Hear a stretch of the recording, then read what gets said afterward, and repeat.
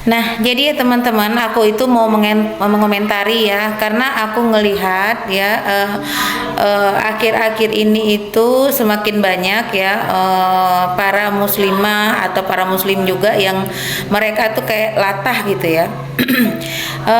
Yang terakhir yang sangat viral juga ya, yaitu bagaimana seorang muslimah itu ngebaca ayat Quran sambil nge-DJ. Ya terus terang ya, ini sebuah hal yang apa ya, kalau menurut aku mungkin ya dia berpikiran bagaimana caranya untuk membuat hal baru mungkin gitu ya, terobosan baru gitu ya. Nah, dan aku melihat itu juga terjadi di perayaan-perayaan Idul Fitri gitu atau Idul Adha gitu ya. Ada orang-orang yang kemudian ngebuat musik-musik DJ ya di selawatan atau kemudian di di bacaan-bacaan Al-Quran yang lain. Aku sedih banget deh teman-teman. Kenapa? Karena ini menandakan bahwa para muslim dan para muslimah, terutama para muslimah nih ya, terutama para muslimah ya, memang hari ini itu kian miskin ya pemahamannya terhadap Islam itu sendiri gitu.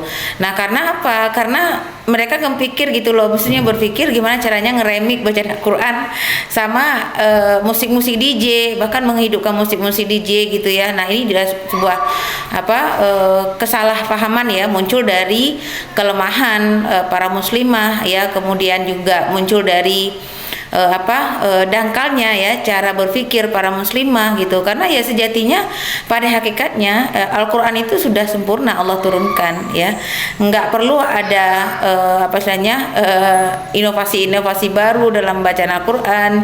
Justru yang harus kita pelajari itu adalah, yang harus kita perbanyak itu, kita harus belajar Al-Quran yang benar gitu loh, cara membaca Al-Quran yang benar gitu, sehingga bacaan kita itu sempurna. Karena tujuan dari adanya Al-Quran itu kan bukan hanya ngebuat kita itu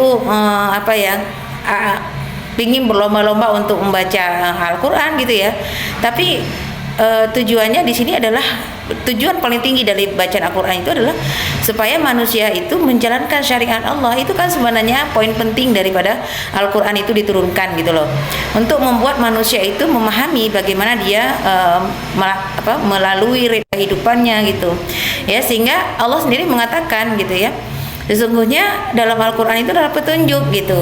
Nah, jadi aneh banget kadang aku ngelihat ada orang-orang yang ini tadi ya, muncul dari kedangkalan mereka berpikir gitu, sehingga ya mereka mungkin mencoba inovasi-inovasi baru, terobosan-terobosan baru yang justru menyalahi kaidah syariat ya. Nah, ini mungkin jadi sebuah hal yang kita harus perhatikan bersama teman-teman. Nah, jadi mulai sekarang memang ayo kita satukan tekad kita, pemahaman kita, pemikiran kita. Yuk belajar Islam, yuk kenali agama kita secara benar, yuk lebih dekat dengan Al-Quran ya. Semoga dengan bacaan yang kita baca ya, dan kemudian nanti menjadikan kita, mengharuskan ya untuk belajar memahami apa yang disampaikan oleh Allah dalam Al-Quran. Itulah teman-teman yang paling penting ya. Jadi jangan sampai kita salah dalam memahami maksud daripada Al-Quran turunkan gitu ya. Semoga kita semakin cerdas, semoga kita menjadi orang-orang yang selalu dekat dengan Al-Quran dan menjadi orang-orang yang hamba-hamba yang bertakwa.